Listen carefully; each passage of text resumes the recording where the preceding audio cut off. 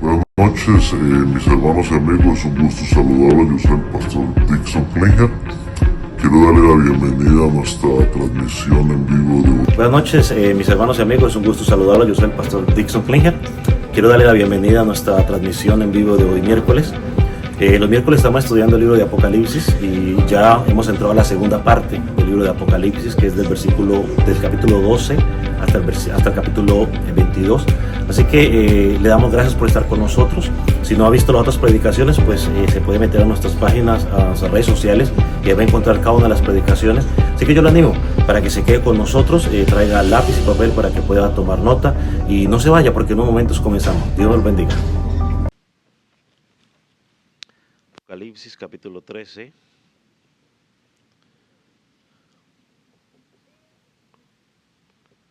Y vamos a leer a partir del versículo 1.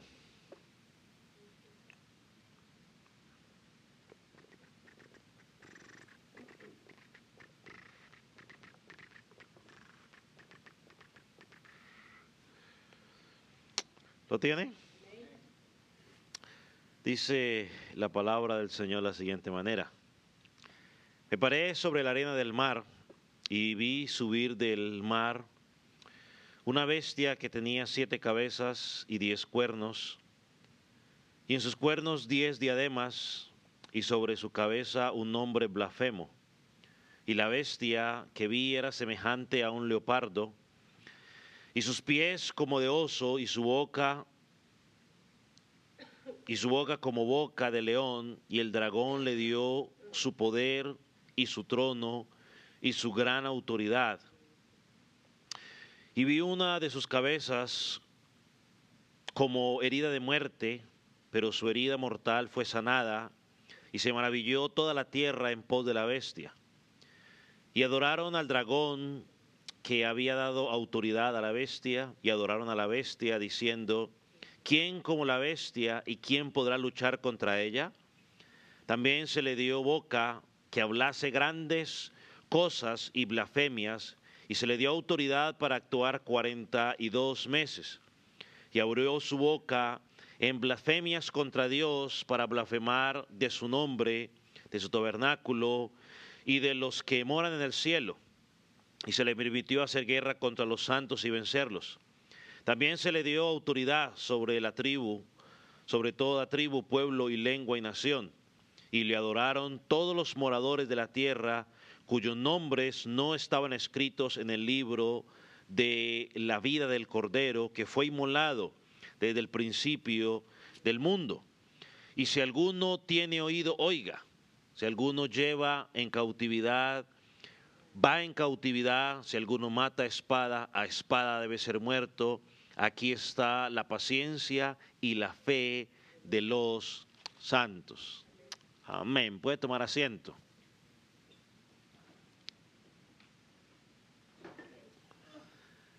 Como ya mencionamos, estamos a la mitad del libro de Apocalipsis. Hemos entrado a estudiar la cuarta visión que se presenta en el libro. Dijimos que el capítulo 12 había sido fundamental porque nos muestra la realidad espiritual detrás de todo ese conflicto que vive la iglesia en el mundo. Allí se nos reveló la figura del dragón y que estudiamos y entendimos que este dragón es Satanás, el principal enemigo de Cristo y de su iglesia, y que como alguien poderoso, o sea que tiene poder y fuerza,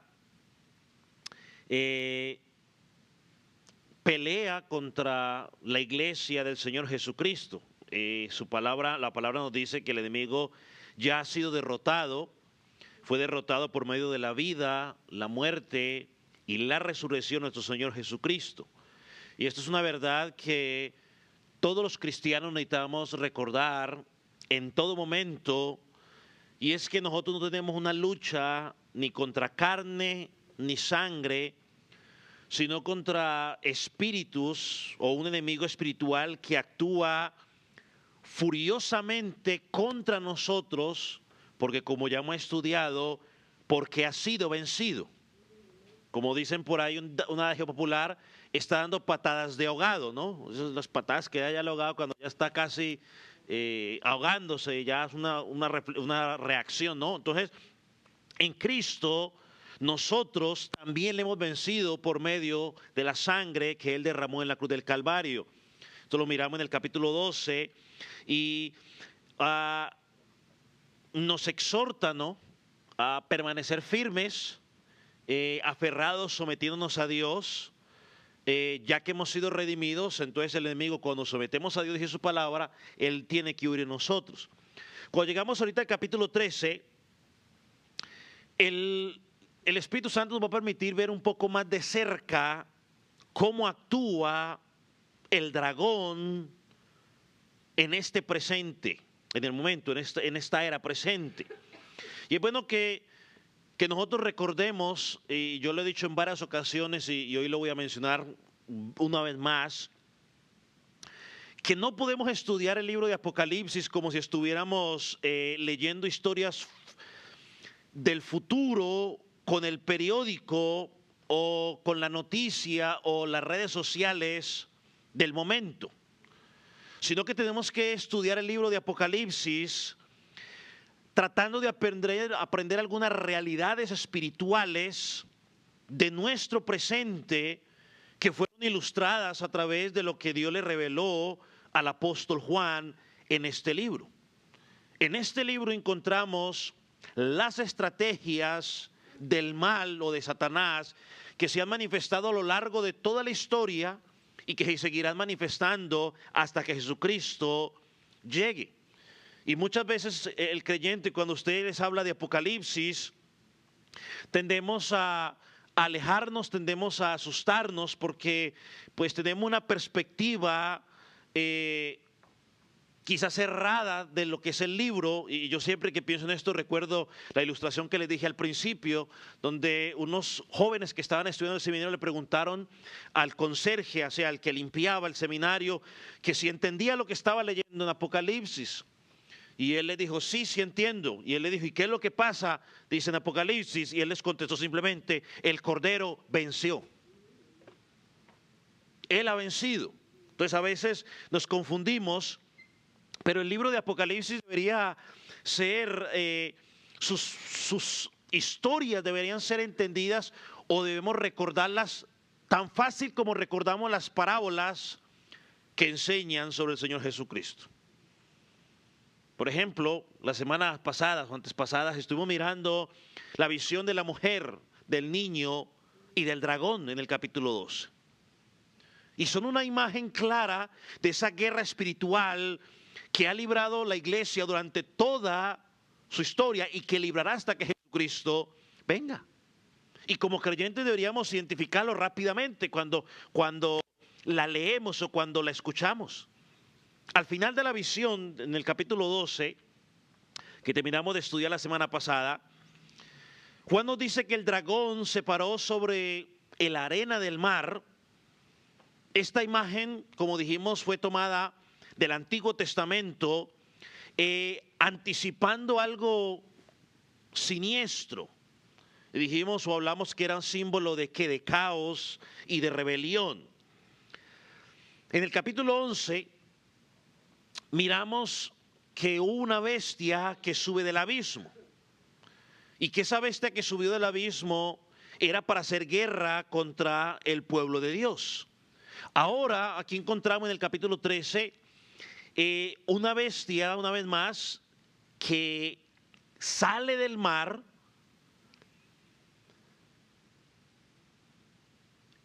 con la misma idea de seguir oponiéndose a Cristo y a su iglesia a través del sistema corrupto de los humanos. Eso es lo que vamos a mirar en el capítulo 13.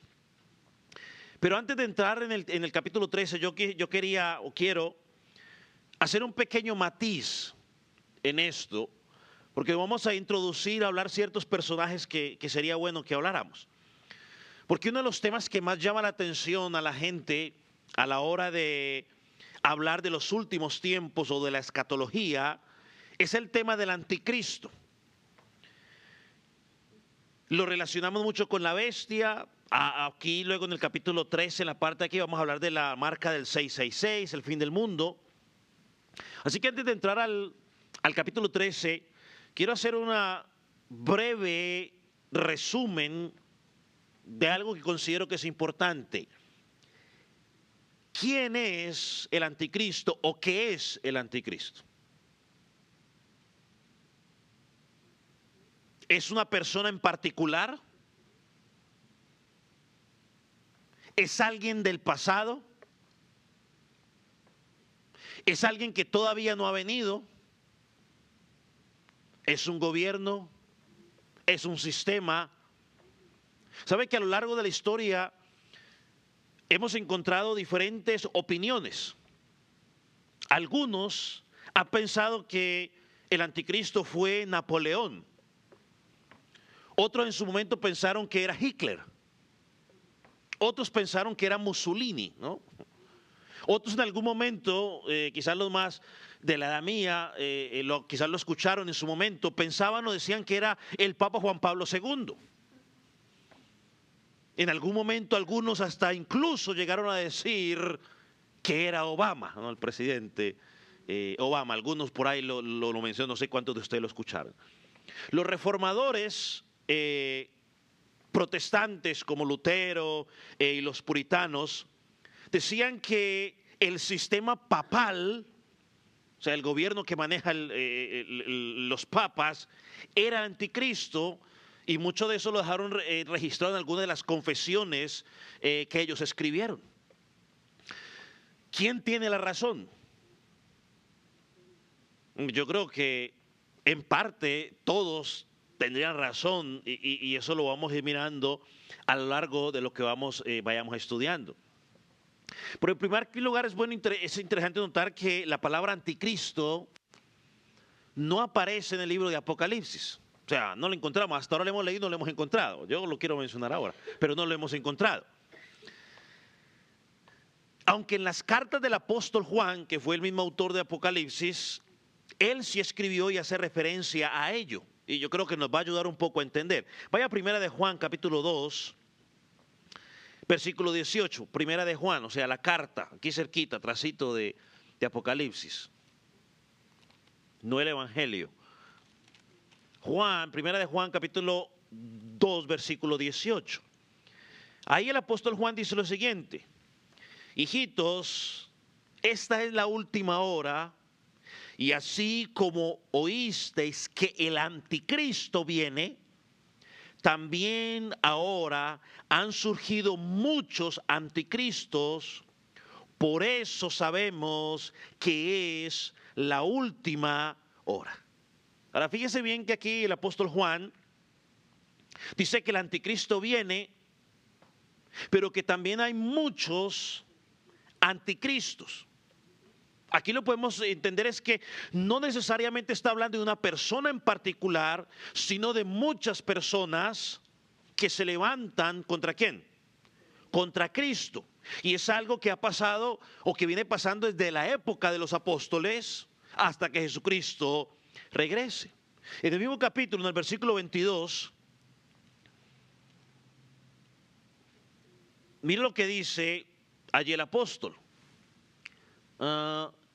¿Quién es el mentiroso sino el que niega que Jesús es el Cristo? Este es el anticristo, el que niega al Padre y al Hijo. Aquí Juan nos da el apóstol Juan nos da una definición más clara. El anticristo es todo aquel que niega a Cristo, todo aquel que se opone a Cristo, y en cierta manera todo aquel que quiere tomar el lugar que le pertenece a Cristo o a Dios. No necesariamente tiene que tener algunas cachos, marcas o cuernos, no. Es alguien que lucha abiertamente contra la verdad del Evangelio. Quiero que lea conmigo, porque se lo voy a poner, cómo lo expresa y lo resume el diccionario teológico, la definición de anticristo. Mire cómo lo define el diccionario teológico. Dice de la siguiente manera: de manera más general el anticristo ha sido visto como un principio de oposición malvada contra Cristo. Hasta ahí. Un principio de oposición malvada contra Cristo que no está relacionado a una era en particular, sino que se extiende a lo largo de la historia y se manifiesta en forma de individuos, movimientos que se oponen a Dios y enseñan a perseguir a su pueblo. Y engañan a su pueblo. Que se oponen a Dios y engañan o persiguen a su pueblo. Es un sistema que se representa no solamente por individuos, sino movimientos, gobiernos que se oponen a Dios. Puede ser que usted haya escuchado otra definición, y no estoy diciendo que esté equivocada, pero quiero leerle otra más. El anticristo no es simplemente una persona, miren, no es simplemente una persona, sino que puede ser muchas personas o muchos movimientos, un sistema que se opone a Cristo y busca engañar al pueblo de Dios. En algunos momentos quizás se podrá manifestar en una persona en particular. Ahora, ¿qué dice la Escritura? Yo creo que más adelante el apóstol Juan nos da una definición también clara. Primera de Juan, capítulo 4, versículo 3, ahí adelantico. ¿Lo tiene? Dice: y todo espíritu que no confiesa a Jesús no es de Dios. Y este es el espíritu del anticristo, del cual habéis oído que viene y que ahora ya no está y que ahora ya está en el mundo. Dice todo espíritu, y ese espíritu está hablando de personas, no de demonios, ¿no? Sino de personas. Y luego dice, y este espíritu es del anticristo. Entonces, note ahí que el apóstol Juan no solo lo identifica como una persona, sino como un espíritu, es decir, una influencia o un poder invisible que está activo en el mundo. ¿Con qué propósito? De confundir, de engañar y de oponerse a Cristo. Por lo tanto, el error, las falsas doctrinas, no son simplemente ideas equivocadas, son mentiras espirituales que vienen del enemigo. Hay momentos que uno se puede equivocar enseñando algo, ¿no? Como yo lo dije en algún caso y quizás en algún momento, pues sí, voy a ser honesto, quizás lo dije en tono de burla. Pero hay momentos que uno se puede equivocar, como cuando yo escuché a esta persona que decía que a Daniel no se lo comieron los leones porque Daniel estaba en el espíritu y los leones no comen espíritu, ¿no? Sí, quizás en algún momento lo dije en tono de burla, ¿no? Pero eso ahí quizás es un error de interpretación o cosas así, ¿no? Pero hay otras cosas que sí son falsas doctrinas, que no son simplemente equivocaciones de un predicador, sino que simplemente nacen directamente del infierno. Son mentiras que vienen del enemigo para confundir, que se oponen a Cristo, porque Satanás está interesado constantemente en que los seres humanos crean lo que a él le interesa. Y con esas mentiras lo único que quiere es alejarlos del Dios verdadero. Él siembra mentiras en las mentes para alejarlos del Dios verdadero.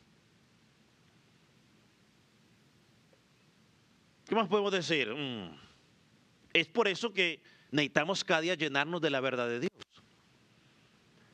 guiados por el Espíritu Santo para poder identificar esas mentiras que Satanás quiere poner. Por eso nos ha dado el Espíritu Santo. Hay un versículo más no estoy...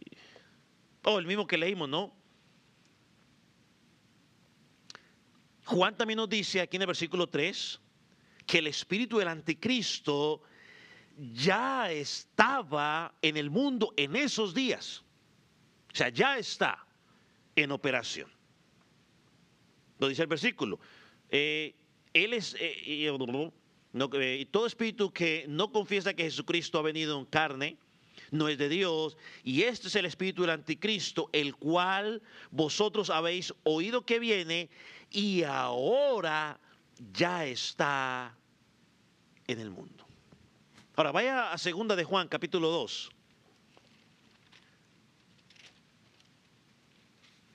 Perdón, segunda de Juan, versículo 7, solo tiene un capítulo. 2 de Juan, capítulo 1, versículo 7. Dice, porque muchos engañadores han salido por el mundo que no confiesan que Jesucristo ha venido en carne. Quien esto hace es el engañador y el anticristo. En algún momento a mí me enseñaron que por lo menos este versículo y ese otro versículo tenía que ver con espíritus que les costaba confesar que Jesucristo había venido en carne. Pero ya a medida de que fui entendiendo las escrituras, entiendo que aquí lo que está diciendo es que estaban peleando contra cierta enseñanza que estaba diciendo que Jesucristo no se había ¿qué? Encarnado. Eso era lo que estaba peleando ahí, pero bueno, cosas que uno a veces aprende por ignorancia. Ahora, ¿qué quiero señalar con este versículo?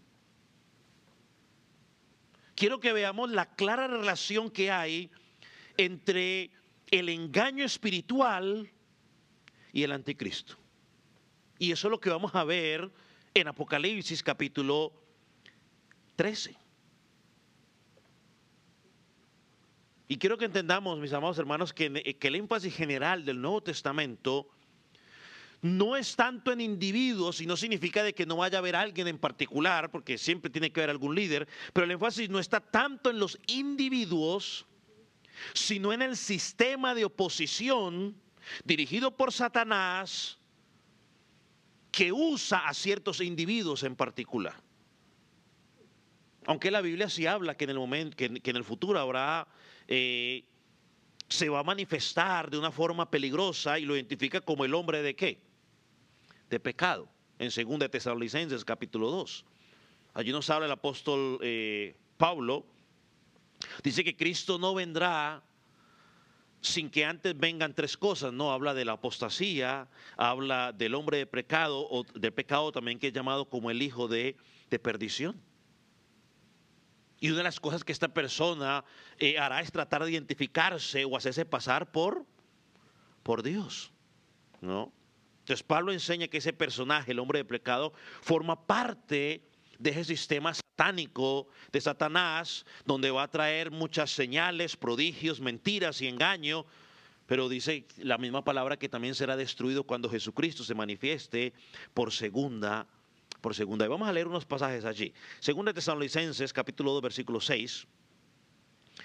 Pablo explica allí, el apóstol Pablo explica que hay algo que detiene esa manifestación.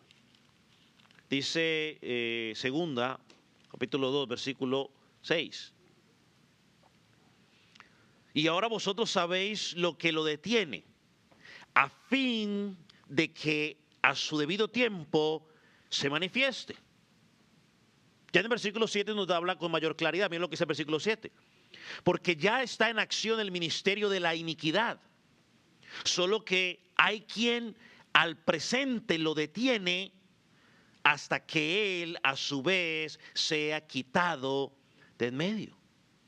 Es decir, que aunque el hombre de pecado quizás abiertamente no sea manifestado, el espíritu que lo impulsa o el espíritu del error, de la rebelión contra Dios, ya está operando, quizás a menos escala, pero ya está operando en el mundo. Luego en los versículos 9 y 10, Pablo nos dice quién está detrás de este personaje y cuál es su propósito. Mira lo que dice. 9 y 10. El inicuo cuyo advenimiento es por obra de Satanás, con gran poder, señales, prodigios mentirosos y con todo engaño de iniquidad para los que se pierden por cuanto no recibieron el amor de la verdad para ser salvos. Entonces Satanás está detrás de todo esto y usa el engaño para llevar a que la gente rechace la verdad del Evangelio. Hermanos, nosotros recuerda que muchas de las cosas que suceden en el mundo espiritual, que nosotros no podemos ver y muchas veces no entendemos, Satanás está activamente tratando de desviar a las personas de la verdad. No es sino por un momento que usted se vaya a las redes sociales y usted encuentra una cantidad de cosas que usted escucha, pero dice, pero ¿cómo es posible? Y lo he dicho varias ocasiones. A veces no es ni siquiera lo que están diciendo, sino la cantidad de gente que hay que está diciendo amén, así es, gloria a Dios. Y en los comentarios están llenos de amén, amén, amén, amén. Y cualquiera que diga lo contrario tiene una cantidad de respuestas donde lo están diciéndole. Es la obra de Satanás para engañar a las personas. Él sigue actuando de esa manera. Ahora, ¿cuál será su fin? El versículo 8 nos dice, ahí estaba en Tesalonicenses, entonces se manifestará aquel inicuo a quien el Señor matará con el espíritu de su boca y destruirá con el resplandor de su venida. O sea, Cristo, cuando Él se manifieste por segunda vez, lo va a aniquilar. Entonces, ¿qué podemos concluir? Primero, el anticristo no es únicamente una persona, sino también es un espíritu, una fuerza que opera detrás de un sistema de ideologías y muchas veces de líderes. Segundo, puede manifestarse a través de personas concretas a lo largo de la historia, o sea, personajes en particular donde él puede manifestarse. La marca del anticristo es oponerse a Cristo, es engañar y apartar a las personas de la verdad del Evangelio. Y en el futuro, según la Biblia, habrá una manifestación final de ese poder en una figura que quizás resumirá toda la rebelión, el engaño, la blasfemia, pero que también será destruida por el Señor Jesucristo. Quería dar esta pequeña reseña para prepararnos a entrar un poco más a hablar del capítulo 13 de Apocalipsis, porque voy a mencionar algunas cosas que quizás van a estar en relación a ello y quería que usted tuviera una idea un poco más clara.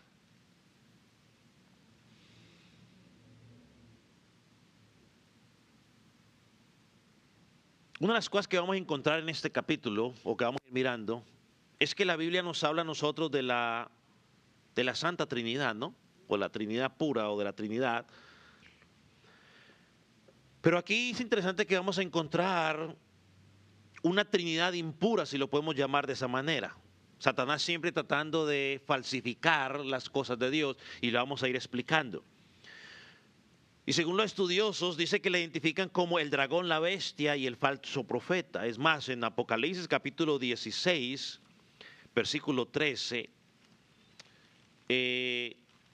se menciona, para los que están donando, donde se mencionan esos tres personajes, y que su propósito es oponerse a Dios y tratar de engañar al mundo. En este capítulo vamos a encontrar dos bestias. La primera se nos va a escribir del versículo 1 hasta el versículo 11, y a partir del versículo 10, perdón, y a partir del versículo 11 hasta el versículo 12 encontraremos la segunda bestia. La primera bestia es la que sube del mar, ¿no? Ahí nos identifica como la que sube del mar, que representa el brazo opositor del dragón. Es un poder que persigue y busca destruir a la iglesia. Ahorita vamos a tratar de dar la definición qué es. Y la segunda bestia aparece más adelante y esa nos dice que sube de la tierra. Y a diferencia de la primera, esta no viene a imponer fuerza, sino que viene a engañar. Este es el ente religioso, es decir, que a través de la religión o la falsa religión y la falsa filosofía, tratan de engañar y seducir a las personas para que crean a la mentira. Así que las dos bestias sirven al dragón, se constituyen como en los instrumentos que va a usar el dragón o Satanás para seguir oponiéndose o para seguir seduciendo a la iglesia al engaño. Ahora bien, hoy vamos a enfocarnos en lo que nos queda en la primera de esas bestias, la bestia que sube del mar, que está en los primeros 10 versículos que leímos al principio. Y vamos a tratar de estudiar estos 10 versículos a través de 3 puntos. El primero es, ¿cuál es la identidad de esta bestia? O sea, ¿quién es? ¿A quién representa? Lo segundo, está en la pantalla para si usted quiere ir anotando, vamos a mirar la actividad de esta bestia, o sea, ¿cuál es la actividad de esta bestia? ¿Qué hace? ¿Cómo actúa en el mundo? Y por último, veremos la respuesta de Dios, la respuesta que espera Dios de los creyentes. ¿Cómo debemos vivir? ¿Debemos resistirnos? ¿Debemos perseverar? ¿Qué debemos hacer frente a la oposición? O sea, hay una realidad. Hay una bestia que está actuando, hay una bestia que está realizando ciertas actividades. Bueno, por ende, ¿qué tiene que hacer el pueblo de Dios frente a esa bestia que los está enfrentando? Así que miremos primero la identidad de esta bestia y volvamos otra vez a Apocalipsis y vamos a leer los 2 primeros versículos una vez más. Dice, me paré sobre la arena del mar y vi subir del mar una bestia que tenía 7 cabezas y 10 cuernos, y en sus cuernos 10 diademas, y sobre su cabeza un nombre blasfemo, versículo 2. Y la bestia que vi era semejante a un leopardo, y sus pies como de oso, y su boca como boca de león, y el dragón le dio su poder y su trono y gran autoridad. Ahora usted puede notar que el capítulo 13 comienza con una escena que continúa el capítulo 12. Al final del capítulo 12 vimos que el dragón, que representa a Satanás, es lleno de ira porque no pudo destruir al hijo varón, arremetió contra la mujer, es decir, contra la iglesia y todos sus descendientes, es decir, cada uno de nosotros. Pero yo sé que algunos de ustedes tienen diferentes versiones, la gran mayoría tiene la Reina Valera, pero hay otros que tienen otra versión bíblica y quizás usted estará diciendo ya, pero bueno, pero es que la Biblia que tengo yo dice otra cosa. La Reina Valera nos dice que fue el apóstol Juan, es decir, dice, me paré sobre la arena del mar, así dice la Reina Valera, ¿cierto? Pero muchos estudiosos al revisar los manuscritos más antiguos y confiables, reconocen que hay un error, digamos, de traducción en cuanto a las letras o los signos que tienen el idioma original, pero que no fue Juan el que se paró allí, que fue el dragón quien se paró sobre la arena del mar, no Juan. Por eso es que la versión, por ejemplo, la Biblia de las Américas, lo traduce de la siguiente manera. El dragón se paró sobre la arena del mar y vi que subía del mar una bestia. La Nueva Traducción Viviente, quizás alguno la tendrá y la habrá leído, dice, después vi a una bestia que subía del mar. Entonces no fue Juan, el apóstol Juan, que se paró sobre la arena del mar, sino el dragón que estaba a punto de continuar su guerra contra el pueblo de Dios.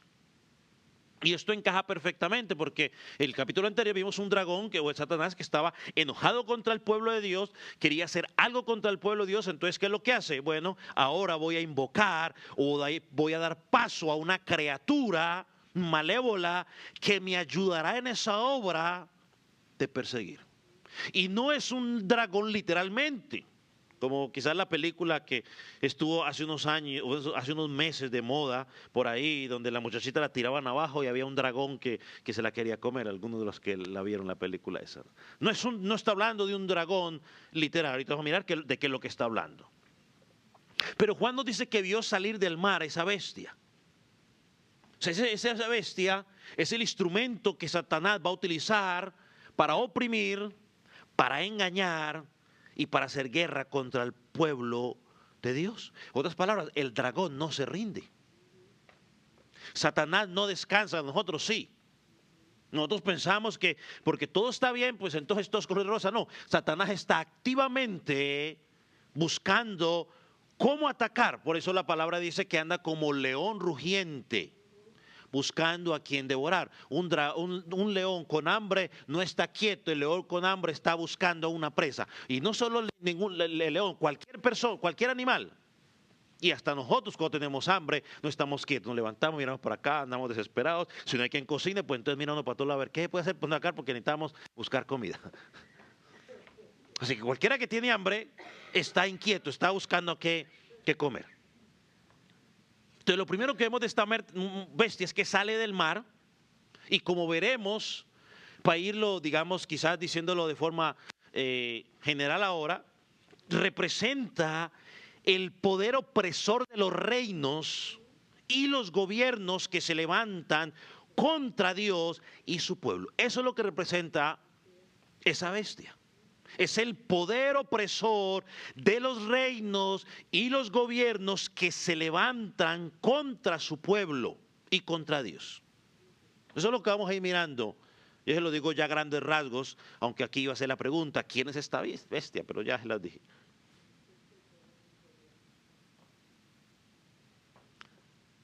Hermanos, es mucho más fácil cuando nosotros tratamos de entender el libro de Apocalipsis.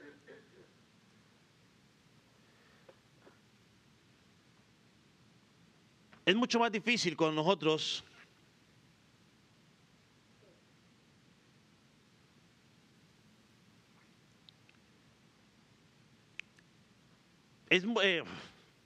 entender quién es esta bestia. Es mucho más fácil si nosotros entendemos que el leer el libro de Apocalipsis no debe ser una forma literal, ni mucho menos leerlo con los reportes de las noticias, porque a veces cometemos ese error. Desde el primer capítulo de Apocalipsis hemos mirado que es una revelación, que es una profecía, y lo que indica es que tiene mucho significado simbólico y literal. Como lo dije, en realidad no es en sí una bestia en particular. Aquí se nos presentan verdades por medio de imágenes o figuras o símbolos, verdades espirituales, y que muchas veces tenemos que ir al Antiguo Testamento para tratar de entender qué es lo que está pasando. No ir al periódico, aunque ya el periódico no está muy de moda, ya tenemos que decir, no ir a las plataformas digitales, a Google, sí, ya es más moderno, sino ir a Apocalipsis, porque por eso, sino ir al Antiguo Testamento, por eso muchas veces malinterpretamos las cosas. Y lo digo una vez más, el libro de Apocalipsis no fue escrito para fomentar el miedo, ni para empezar a crear especulaciones de lo que va a pasar en el futuro. El libro de Apocalipsis fue escrito para fortalecer la fe de la iglesia que estaba siendo perseguida y para mostrarles que aunque que estaban pasando por momentos difíciles, Cristo ya había vencido. Y así tenemos que entenderlo nosotros. Recuerden que es que este libro fue, aunque tiene una aplicación para nosotros, tuvo que tener una aplicación en el momento para la iglesia del primer siglo.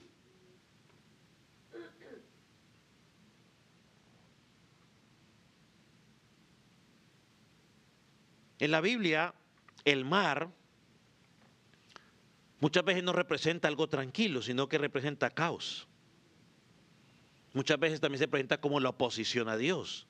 En el libro de Job se habla de Leviatán, una criatura del mar que simboliza el mal, En Ezequiel, Faraón es descrito como un gran dragón en el río.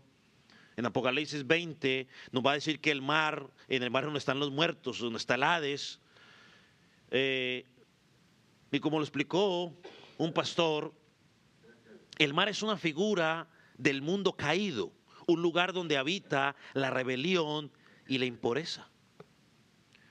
Pero lo interesante es que cuando usted y yo miramos la descripción que nos da el apóstol Juan aquí de esta bestia, y nos presenta 7 cabezas, 10 cuernos, esto nos lleva a Daniel, capítulo 7, donde el profeta allí vi 4 bestias, que esas bestias representaban reinos que se iban a levantar para oprimir al pueblo de Dios. La primera bestia que él ve, o lo primero que él ve, la ve que es como un león con alas, que en ese momento representaba el reino de Babilonia, ¿no? La segunda bestia es como un oso, que luego simbolizó el imperio Medo-Persia, es decir, que luego de Babilonia los persas vinieron y conquistaron a los babilónicos. El tercero es representado como un leopardo con 4 cabezas, figura del imperio griego bajo Alejandro Magno, que luego se dividió en 4 reinos, que también ellos conquistaron luego a los persas. Y la cuarta bestia, que quizás la más espantosa de todas, que es descrita con dientes de hierro y 10 cuernos, representaba el imperio romano, que fue conocido por su crueldad, que luego conquistó a los otros y que en el momento en que el apóstol está escribiendo, eran los que gobernaban, tenían el control en ese momento. Así que la bestia que Juan ve es una combinación de todas esas bestias anteriores. ¿Para qué significa? Que no se trata, mis amados hermanos, de un solo reino específico, sino de un sistema de poder global que ha estado activo a lo largo de toda la historia humana y que siempre se ha opuesto a Dios y a su pueblo, y que seguirá haciéndolo hasta que Jesucristo venga. Como dijo un autor, es la suma de todos los poderes humanos que se rebelan contra Dios. Y en Apocalipsis 17, esta misma bestia será identificada como reinos terrenales. Por eso quizás dice que es descrito con 7 cabezas, 4 de leopardo, 4 de leopardo más 3 de las otras bestias, ¿no? 10 cuernos, como presentaba Daniel en las bestias. ¿Qué simboliza esa mezcla? Hermanos, los imperios que persiguen al pueblo de Dios, y escúcheme con atención. La bestia no es simplemente una persona, no busque usted una persona en sí, sino un sistema que está representado por qué. Y sistema, cuando hablo de sistema, estoy hablando de una forma de hacer las cosas. Está representado por imperios, por gobiernos, por ideologías, por estructuras de poder que son inspiradas por Satanás, que buscan apartar a las personas de la verdad, oprimen a los creyentes. Debe leerle algunas de las definiciones de algunos teólogos que quizás nos van a ayudar a entender sobre este sistema o esta bestia que sale de la tierra. William Henriksen dice lo siguiente: la bestia representa el dominio mundial dirigido contra el pueblo de Dios, donde sea y cuando sea que aparezca en la historia. No es un solo individuo, tiene muchas formas y muchas manifestaciones. Sam Storm dice lo siguiente, este pastor todavía está vivo, dice: la bestia es un símbolo que trasciende culturas y épocas. Estuvo activa en el pasado y actúa hoy y seguirá actuando en el futuro. Y Joel Vicky dice lo siguiente: las 2 bestias de Apocalipsis representan los poderes terrenales, que Satanás usa para cumplir sus propósitos es una obra diabólica. Hermanos, detrás de muchas de las filosofías o de las leyes o ideologías actuales, incluso aquellas que representan los derechos humanos o el progreso, hay una agenda espiritual oscura. El enemigo está detrás de muchas de esas gobiernos que está usando para sembrar mentira, fomentar la injusticia y para resistir a todo lo que Dios pide. Así es como actúa la bestia. ¿No se acuerda usted que por lo menos aquí hubo un tiempo donde se podía orar sin ningún problema? Hoy, en algunos lugares públicamente, ya no se puede orar. Los maestros no pueden orar públicamente en un salón de clase. ¿De dónde cree usted que viene eso?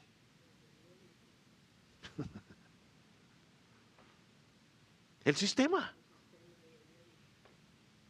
Esta bestia usando el gobierno para hacerlo. No hubo un momento donde se dijo ahora que los jueces tenían que casar a la gente del mismo sexo, porque si no la casaban los iban a meter presos. ¿De dónde cree usted que viene eso? Satanás usando el gobierno para promover su enseñanza, para perseguir al pueblo de Dios. Porque alguien que no crea, la escritura simplemente dice, bueno, pues es un matrimonio más, firmo, papá, no hay problema. Pero como alguien que es hijo de Dios y dice, no, yo no quiero hacer eso, entonces quizás por cuidar a los pastores, el gobierno decidió, mire, vea, el notario puede casar. Entonces ahí los pastores quedaron libres de estos relatos porque como cualquier notario puede casar. ¿No leímos la historia del panadero aquí en Estados Unidos que fue demandado por estas personas porque no quiso hacer un pastel? ¿De dónde cree usted, mis amados hermanos, que viene todo esto? El sistema de esta bestia que salió del mar, Satanás usando los poderes, el gobierno, para perseguir a su pueblo. En el Antiguo Testamento, esa bestia se manifestó con Babilonia. Perseguía a su pueblo. Luego se manifestó con Persia o con Grecia. En el tiempo de Juan, ¿quién era esa bestia? El Imperio Romano. El capítulo 12, el dragón dice que tenía 10 diademas en su cabeza. Aquí en el capítulo dice que esa bestia tiene diademas en sus cuernos, que dijimos que representaba ¿qué? Su autoridad y su capacidad de influencia. Y eso no es lo que vemos hoy, como el gobierno influye a tal punto de que la gente dice, pues toca que hacerlo porque el gobierno ya lo dijo. Y eso que yo podía seguir hablando de ejemplos. Ahora, demos uno más, porque aquí no vamos a tener problemas, solo si lo digo, ¿no? La legalización del aborto, es tu cuerpo, tú decides. Como es tu cuerpo, tú decides. ¿De dónde cree que viene todo eso? Cuando la palabra de Dios enseña lo contrario, que el único que puede quitar la vida es Dios, porque Él la da y Él la quita, nadie más tiene derecho. Así sea, pero es que fue en defensa propia, así sea. Según la Biblia, nosotros los seres humanos hemos dicho, bueno, en defensa propia estamos bien. No, la Biblia dice, asesinato, asesinato. El gobierno de Roma era terrible. Los gobernantes exigían adoración y perseguían a los cristianos porque no los adoraban. Un historiador cuenta, y yo lo he dicho en varias ocasiones, cómo Nerón agarraba a los creyentes y hacía de ellos un espectáculo público. Se los echaba a los leones. Los cubría con pieles de animales y se los tiraba a los animales para que los animales los persiguieran. Los crucificaba vivos, algunos los quemaba vivos y los usaba como antorchas para alumbrar las calles, su terreno. Esa es la naturaleza de la bestia. Es una figura de poder terrenal que desde siempre se ha levantado contra la iglesia. En algunos lugares, al otro lado, en el otro hemisferio, ¿no? Hay muchos creyentes hoy que están viviendo este tipo de cosas. Ahí no hay derechos humanos, ahí no vale nada. ¿Por qué? Porque Satanás está detrás de eso y eso sí, por eso le digo, usted nunca encuentra a nadie haciendo una burla del Islam, de la cosa y que alguien no. No, es todo lo contrario, ¿no? Si usted hace una burla de ellos, se mete en problemas.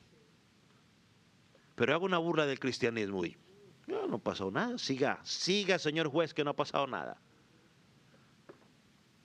Hermano, por eso debemos estar atentos. No para adivinar el futuro, porque no somos adivinos, sino para entender la realidad espiritual en la que nos encontramos. No estamos en una lucha meramente política o cultural. No. Estamos en una lucha, en una guerra espiritual. Como dice Pablo en Romanos 6, 12, nuestra lucha no es contra carne y sangre. La iglesia tiene que orar, clamar constantemente para que Dios pueda usar y levantar personas que estén en la influencia de ellos, que se levanten con temor a Dios y promuevan las leyes. Ahora, yo soy de los que siempre digo, yo no sé si el presidente actual que tenemos eso no es cristiano, no sé. No lo conozco, no he compartido con él, pero al menos una de las cosas que, al menos he visto que en muchas cosas, por lo menos que nosotros como cristianos creemos y promovemos, él las promueve y las hace respetar. Entonces, lo que toca orar, Señor, levanta personas que puedan promover, porque por lo menos la base de la familia, como enseña la palabra, el hombre la cree y la promueve. Gloria a Dios. El otro gobierno quería dar libertad a los niños de la edad que quieran hacerse sus cambios biológicos. Este lo cortó. Gloria a Dios. Tenemos que clamar. Hermanos, algo que tenemos que notar sobre la bestia. Al final del versículo 1 dice que lleva un nombre blasfemo en su cabeza. Lo cual simboliza posiblemente que se declara a sí mismo como divino. Y esto era lo que los emperadores romanos, vuelvo y lo digo, hacían. Ellos pedían ser adorados como dioses y lo exigían. Y todo el que no lo hacía, pues lo mataban. Uno de ellos fue Domiciano. Él estaba gobernando durante los tiempos del apóstol Juan.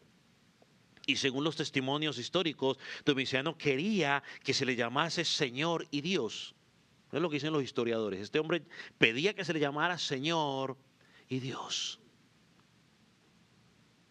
Así que esta bestia en aquel tiempo se manifestó como el imperio romano, que no solamente dominaba políticamente, sino que religiosamente también pedía y exigía adoración. Sin embargo, pues no se limita únicamente a Roma, ¿no? La Biblia también nos muestra que esta figura representa todos los gobiernos o sistemas del mundo que a lo largo de la historia han querido ponerse en el lugar de Dios, persiguen a los creyentes y se oponen al evangelio. Hoy lo podemos ver en los gobiernos comunistas. Se oponen a Dios, persiguen a la iglesia.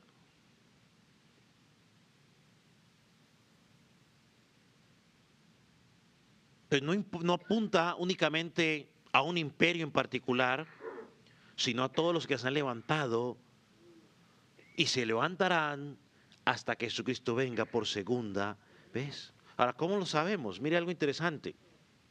Mire el versículo 5. Dice, y también se le dio boca que hablase grandes cosas y blasfemias, luego hablaremos de ello, dice, y se le dio autoridad para actuar 42 meses. Aquí encontramos una vez más nuestro numerito mágico. Varias veces aparece en Apocalipsis, ¿no? El capítulo 11 también aparece 42 semanas, aparece 1260 días. En el capítulo 12 que ya estudiamos aparece un tiempo, tiempos y la mitad de un tiempo. Y nosotros, pues ya hemos llegado a la conclusión en nuestro estudio de que esto representa el tiempo entre la primera y la segunda venida de Cristo, es decir, el tiempo de la gracia, el tiempo en que estamos ahora. Durante todo este periodo, la bestia tiene autoridad o se le ha permitido perseguir a la iglesia. Como ya estudiamos, nos va a perseguir, pero Dios siempre estará cuidando de los. Una vez más, no es únicamente el Imperio Romano,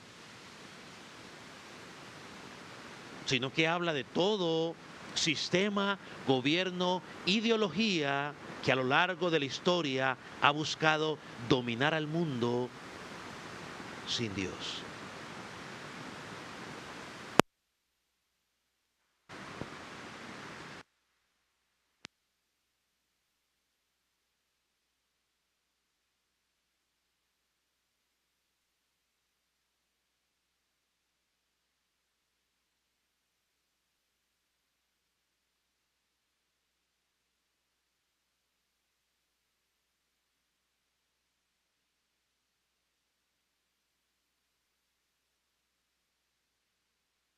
¿Entendió? Yes.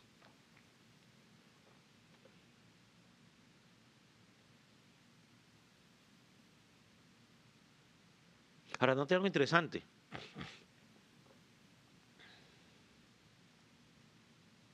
Versículo 2 dice que Satanás le dio su poder, su trono y gran autoridad a esta bestia. O sea que es el brazo militar, si me permite llamarlo de esa manera, opresivo de Satanás contra el pueblo. Es el instrumento que él utiliza. En el capítulo 2, cuando hablamos de la iglesia de Pérgamo, él dijo que ahí estaba el trono de Satanás, porque era una ciudad donde el emperador de Asia Menor, que estaba allí, César, pues exigía adoración. Pero a lo largo de la historia lo podemos ver, ¿no? En algún momento quizás en el Medio Oriente con el islamismo, en Europa en la Edad Media a través del papado, actualmente a través de los gobiernos comunistas donde se encarcelan a los cristianos por predicar el evangelio. En China usted no puede decir que es cristiano, en Turquía usted no puede decir que es cristiano, los encarcelan, los meten presos. Todos esos regímenes autoritarios, ¿no?, que se creen dictadores que oprimen al pueblo de Dios. Este es el sistema opresor de Satanás, que lo va actualizando a medida de que van pasando los tiempos, pero que se le ha permitido, como leemos en el versículo 5, actuar pero en un tiempo limitado, porque el Señor sigue en su trono. Y al final Cristo volverá. La iglesia, como hemos dicho, no será destruida, porque la iglesia fue comprada con la sangre del Cordero. Al final tendremos la victoria. Pero mientras tanto tenemos que estar conscientes de cómo Satanás utilizará todos estos gobiernos, todas estas ideas, todos estos sistemas, todo ese sistema progresista que se está involucrando para acabar con la iglesia. Yo hace unas semanas, con eso termino, veía una persona de estas de LGTBI o todas las letras que tiene esto, que estaba en un púlpito así como este diciendo que era el pastor y que Dios había dicho que como Dios es amor, pues Dios nos ama a todos y que los había elegido él como pastor para que él pastoreara a los suyos. Hermanos, tenemos una lucha real. Si Dios nos lo permite, la próxima semana miraremos las otras dos partes, ¿no? La actividad de la bestia y cuál debe ser la respuesta de la iglesia. Amén. Vamos a orar. Póngase sobre sus pies.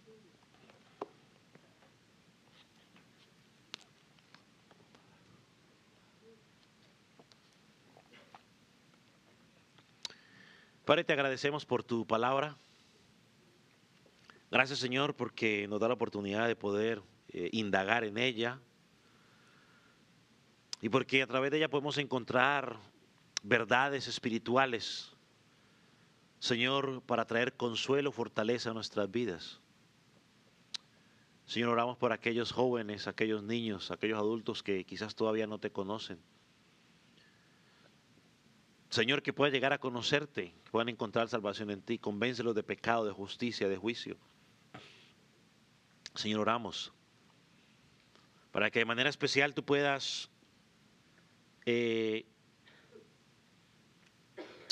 usarnos, aquellos que estamos en ti, para mantenernos firmes en medio de la persecución, en medio de la opresión que quizás podamos recibir por medio de las leyes del gobierno por causa de que te seguimos a ti. Señor, sabemos que tú nos vas a respaldar, que tú te vas a glorificar. Señor, en tus manos nos encomendamos para que tú nos puedas cuidar y que durante este tiempo, Señor, podamos seguir predicando tu palabra para que otros puedan llegar al conocimiento de la verdad. Padre, en el nombre de Jesús. Amén. Amén.